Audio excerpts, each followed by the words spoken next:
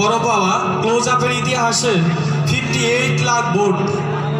আমি সেই সুদূর দুবাইতে ছিলাম, এখান থেকেই যাত্রা শুরু হয়েছিল। সবাইকে ধন্যবাদ। তার মধ্যে একজন ব্যক্তি আছেন আমাদের শ্রদ্ধেয়, আমি কাকা বলে ডাকি, রাসেল কাকা। উনি এখান থেকে বসেই যাও মামি সিং যাও, আমার লিডার আছে রুকন সাহেব আরো যারা আছেন ওনার কাছে যাও, ভোট চাও, অমুক জায়গায় যাও, সমুক জায়গায় যাও, এইখান থেকে বসে তিনি পরিচালনা করেছিলেন। তো ওনার ঋণ আমি জীবনে শোধ করতে পারবো না।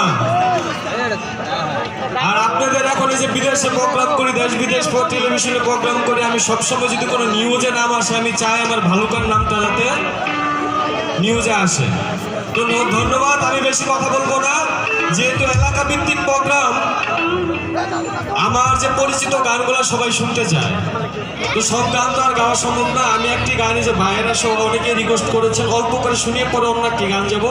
অনেক রিকোয়েস্ট আছে, আমি বেশি রিকোয়েস্টের গান হয়তো গাইতে পারবো না। এখানে আমাদের গুরুজি আছেন, বেশি কথা বলা যাবে না, সময় খুব কম।